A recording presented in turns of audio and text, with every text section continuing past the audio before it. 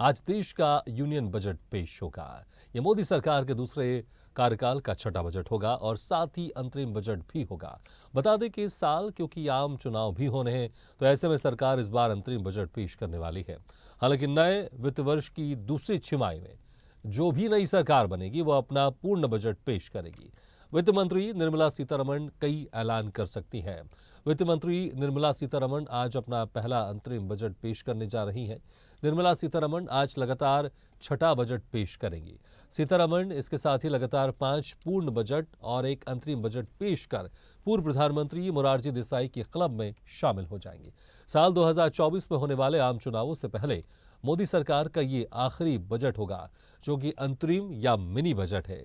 नई सरकार के गठन के बाद पूर्ण बजट पेश किया जाएगा। तो मोदी सरकार की 2 पारी का अंतरिम बजट है। बजट पेश करेंगी वित्त मंत्री निर्मला सीतारमण। आज अपना पहला अंतरिम बजट पेश करेंगी वित्त मंत्री निर्मला सीतारमण। और अगर अभी तक कुल बजट की बात कर लें तो ये छठवां बजट होगा जिसको पेश करेंगी। इस खबर पर ज्यादा जानकारी के लिए बात करते हैं हमारे सहयोगी अनुरुद्ध सोनी से। अनुरुद्ध, जिस तरह से आज निर्मला सीतारमण अपना पहला अंतरिम बजट पेश करेंगे, क्या कुछ उम्मीद है, क्योंकि कुछ ही महीने बाद लोकसभा चुनाव है, क्या कुछ इस बजट में घोषणा हो सकती है? किसानों को क्या मिलेगा, महिलाओं को क्या मिलेगा, टैक्स पेयर को क्या, उनके टैक्स पेयर का जो स्लैब है उसमें छूट मिलेगी? इसमें बहुत सारी चीजें हैं और मुझे लगता है सबकी निगाहें होंगी कि आज निर्मला सीतारमण के बजट से क्या कुछ निकलेगा। देखिए, मोदी सरकार के दूसरे कार्यकाल का ये अंतिम बजट होगा, क्योंकि इसके बाद लोकसभा चुनाव आ जाएंगे। और जहां तक हम आज सुबह की बात करें तो आज सुबह वित्त मंत्री निर्मला सीतारमण जो आज अंतरिम बजट अभी पेश करने वाली है कुछ ही देर बाद, वो सबसे पहले उन्होंने बजट बनाने वाली टीम के साथ वित्त मंत्रालय पहुंच के फोटो सेशन करवाया। फोटो सेशन करवाने के बाद वे राष्ट्रपति द्रौपदी मुर्मू के यहाँ रवाना हुई और वहाँ पे उन्होंने बजट पेश करने की मंजूरी ली। और इसके बाद अभी थोड़ी देर बाद वो संसद पहुंचेंगी और संसद में कैबिनेट के जो साथी हैं, कैबिनेट की जो मंत्री परिषद है, वहाँ से बजट पेश करने की मंजूरी ली जाएगी और लगभग 11 बजे उनका बजट अभिभाषण संसद में शुरू होगा। और जहाँ तक बात करें हम बजट की, तो ये बजट लगातार वे छठी बार पेश कर रही है निर्मला सीतारमण। और अंतरिम बजट होने से इसमें ज़्यादा प्रावधान होने की कोई उम्मीद नहीं है।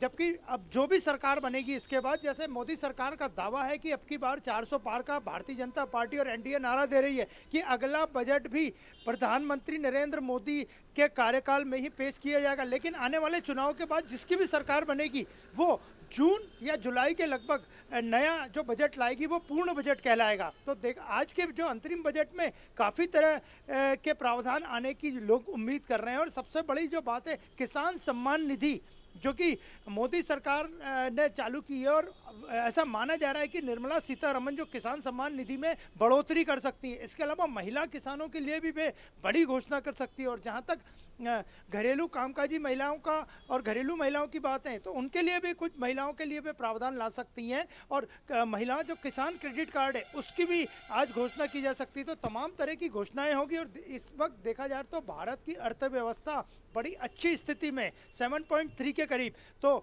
आने वाले समय में ये भारत की अर्थव्यवस्था के लिए तो अच्छा रहेगा ही, साथ में सरकार के लिए और राष्ट्र के लिए भी अच्छा रहेगा कि अर्थव्यवस्था इससे और आगे जाए। और अर्थव्यवस्था का पूरी झलक, अर्थव्यवस्था की बढ़ी हुई अर्थव्यवस्था की पूरी झलक आज निर्मला सीतारमण जो वित्त मंत्री के बजट में नजर आएगी।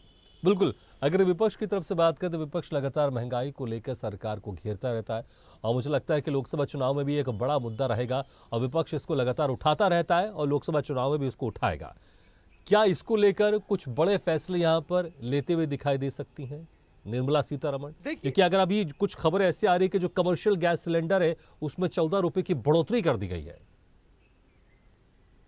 देखिए, कमर्शियल गैस सिलेंडर में जरूर बढ़ोतरी की गई है 14 रुपए की, लेकिन वो सरकार के नियंत्रण में नहीं है। कंपनियां दाम घटाने और बढ़ाने का काम करती है। और जहां तक आपने पूछा कि विपक्ष का क्या रोल रहेगा, तो कल जब बजट सत्र की शुरुआत हुई थी, राष्ट्रपति द्रौपदी मुर्मू का अभिभाषण हुआ था, उसी वक्त प्रधानमंत्री ने स्पष्ट कर दिया था, उनका स्पष्ट संकेत था कि विपक्ष को रणनीति बना के मान मर्यादा में ही व्यवहार करना चाहिए। और हुड़दंग करने से उन्होंने, प्रधानमंत्री ने अपनी बातों में, अपने वक्तव्य में स्पष्ट कर दिया था कि वे और उनकी सरकार और वित्त मंत्री निर्मला सीतारमण विपक्ष के हुड़दंग और हंगामे के लिए पूरी तरह से तैयार हैं।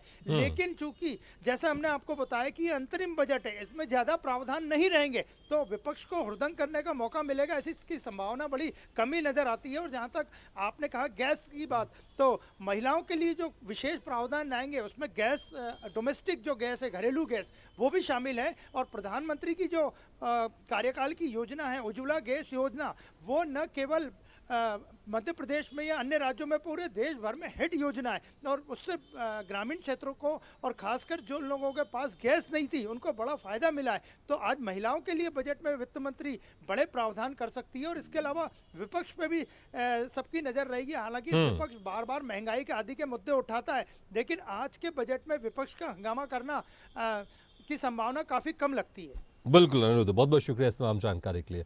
आप सीधे रुख करते हैं लखनऊ का, हमारे साथ जोड़ रहे हैं वहां से राशिद दलवी। राशिद, आज अंतरिम बजट पेश होने वाला है, वित्त मंत्री निर्मला सीतारमण इस बजट को पेश करेंगी। अगर हम देखें तो अयोध्या हमेशा से, कुछ समय से केंद्र में रहा है, उत्तर प्रदेश हमेशा केंद्र में रहा है, क्योंकि अगर किसी को सरकार बनानी है तो उसको लोकसभा में बेहतर परफॉर्म करना पड़ता है उत्तर प्रदेश में। तो आज जो बजट पेश करेंगे, क्या उसमें खास तौर से उत्तर प्रदेश में या अयोध्या को लेकर कुछ बड़ी घोषणाएं हो सकती हैं? जी बिल्कुल, मैं बता दूं कि जिस तरह से प्रधानमंत्री नरेंद्र मोदी ने कहा था कि हमारे लिए 4 जातियां हैं। 4 जातियों का मतलब कि जिस तरह से कृषि को लेकर है, और सबसे बड़ी बात है कि महिलाओं को साधने की बात है। महिलाओं को कहा जा रहा है कि कृषि क्षेत्र में 45%, 45% की भागीदारी है, इसलिए महिलाओं को सबसे ज्यादा इसमें लाभ दिया जाएगा, उनको आरक्षण दिया जाएगा और छूट दी जाएगी। और कृषि क्षेत्र में सबसे ज्यादा इसमें काम किया जाएगा। बजट जो आएगा इसमें कृषि क्षेत्र को लेकर सबसे ज्यादा बजट आगे रहेगा और सबसे ज्यादा उसमें बजट रहेगा।